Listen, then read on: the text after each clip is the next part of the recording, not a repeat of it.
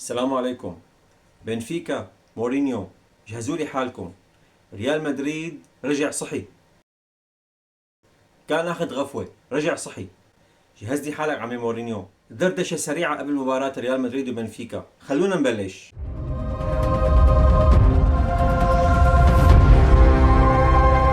في شغلة بدي احكي فيها اختصاص ريال مدريد. ما حدا مختص فيها غير ريال مدريد. بصراحة أنا بدي أحكي من دون انحياز. أنا ريالي ومعروف إني ريالي، تمام. بس أنا بدي أحكي هلأ بشيء من دون انحياز. بدي أحكي شيء تاريخي وشيء واقعي وشيء معروف لدى كل جماهير كرة القدم، مو بس الريالية، كل جماهير كرة القدم بالكامل. وتأكدوا 100% أنا مالي عم بحكي موضوع عاطفة، أنا عم بحكي فعلا شيء منطقي وواقعي، وهلأ كلامي رح يثبت لكم هذا الشيء. كل العيون بالدنيا كلها، كل متابعين كرة القدم عينهم على ريال مدريد حاليا. في منهم لانه بيحبوا ريال مدريد وفي منهم مو حبا بريال مدريد. طيب يا ترى ليش وشو السبب؟ رح جاوبك، بس بدي منك مثل العاده اذا مالك مشترك يا ريت تشترك بالقناه، ولا تنسى لي اللايك، واذا بدك تحب تعلق علق. يا جماعه اللايك كتير كتير كتير مهم وبتفيدوني كتير، لو سمحتوا لايك. ريال مدريد اذا بيرجع، ريال مدريد بعبع اوروبا، بعبع العالم كله، وكل الانديه بالعالم بتعرف هذا الشيء، حتى الجماهير بتعرف هذا الشيء. ريال مدريد يا جماعه فريق ما بيستهان فيه، واللي بيستهين فيه ما بيعرف بكرة القدم. حتى ريال مدريد رغم الإصابات اللي صارت معه وقلة خبرة أربيلوا، بس أربيلوا حتى لو ما كان خبير وعم يقدم مستوى كتكتيك بالفريق وكنادي كأداء ونتائج إلى الآن ممتاز جدا ورائع جدا. إذا برشلونة فاز رح يصير الفرق نقطة، رغم كل شيء ريال فرق بينه وبين برشلونة نقطة. وبدوري الأبطال حاضر رح يلعب مع بنفيكا بالبلاي أوف. طبعا انا بالنسبه لي المباراه منتهيه لصالح الريال طبعا، وذهاب واياب كمان، ما بقبل مباراه واحده بس نفوز عليهم ذهاب واياب. كل انديه العالم خايفه من لحظه فزت ريال مدريد. إني أرى رؤوسا قد عينعت وحان قطافها. اذا بيرجع بفز ريال مدريد خلص ما عاد في شيء بوقفه نهائيا، وكل الكرة الأرضية بتعرف هذا الشيء. لذلك ريال مدريد لما سموه نادي استثنائي هو فعلا نادي استثنائي. من كم يوم قريت شغلة واحد صحفي إسباني كاتبها، عم يقول إنه ريال مدريد نادي مختلف عن كل أندية العالم. في أندية متى ما صار عندها شوية مشاكل بتنهار كليا، إلا ريال مدريد بيضل بحارب رغم كل العواصف اللي بتصير معه وكل المشاكل وكل الإصابات. يا جماعة أنتم بس تذكروا كم إصابة ريال مدريد من بداية الدوري لليوم، كم إصابة ضربت صفوفه، ورغم هيك لساته واقف على رجليه والفريق منافس ومرعب كل الفرق. وفوزوا على فريق سوسيداد 4-1 كان أكبر رسالة لكل أوروبا يا جماعة. شو قوية، أول مرة بسمعها بحياتي، عفنا عليك.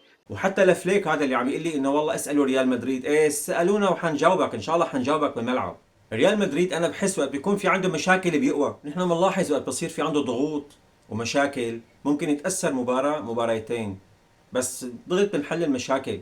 اسم النادي وتاريخ النادي بيعرف كيف يحل المشكلة وبصير أشرس. يعني ريال مدريد لما بينقرص بيهوش، شلون وقت انت بتنكش عش دبابير هيك بصير في ريال مدريد بيهوش فرد هوشة. والله ريال مدريد إذا بيرجع بيستعيد قوته، والله إذا بيرجع بيستعيد قوته لتشوفوا الوش الثاني الأساسي الحقيقي تبعه. بعدين في كثير شغلات صارت تاريخيا مع ريال مدريد أثبتت إنه بالمشاكل بيقوى ريال مدريد. ريال مدريد أحيانا بيرجع خطوة بيقرب خطوتين، بيرجع خطوة بيقرب ثلاثة، دائما هيك ريال مدريد، فنحن متعودين على مشاكله عادي. يعني ريال مدريد رغم كل المشاكل هو أعظم فريق بالعالم. بنفيكا مورينيو يوم الثلاثاء جهزوا لي حالكم. أنا بالنسبة إلي رغم المباراة إنه صعبة، وخاصة إنه رح نلعب بالبرتغال، مباراة الذهاب بالبرتغال، المباراة أنا واثق حتكون قوية جدا ومستوى تاني كليا، وواحدة من أقوى مباريات دوري أبطال أوروبا حتكون.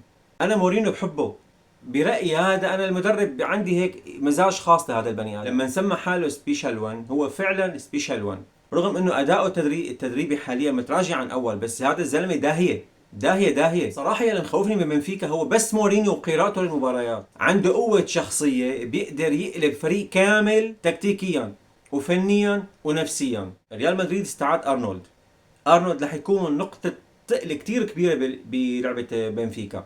ونفس الشيء امبابي ما لعب بمباراة سوسيداد ورغم هيك فزنا 4-1، يعني رح يكون جاهز لمباراة بنفيكا، ورح يستمر بتسجيل أهداف وصدارته للهدافين، ورح يستمر الريال بسلسلة انتصارات إن شاء الله طبعا.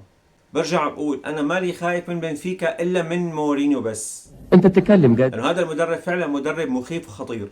بس خلص هذيك المره فزتوا علينا حاجه، مشي الحال يعني، احنا هلا مشي الحال، القصه خلاص هلا الوش الثاني بقى رح ينقام ونفوت على المباراه بشكل جدي، مزح ما عاد فيه. انا واثق اول ربع ساعه من المباراه رح تكون صعبه شوي على ريال مدريد، خاصه انه بنفيكا حيفوت مدعوم من جماهيره وضغط كبير رح يكون فيه. خبره ريال مدريد اللي حكيت عنها قبل شوي هلا رح يعرف كيف يمتص غضب الجماهير ويمتص فورة بنفيكا. توقعي مباراة الذهاب يلي رح تلعب بالبرتغال فوز ريال مدريد 3-1 ويمكن اكثر، بس 3-1 خلص مقبوله يعني.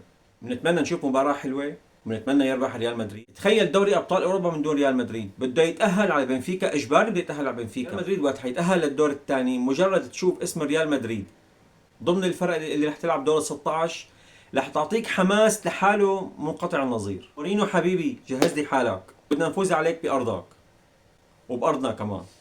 والسلام عليكم.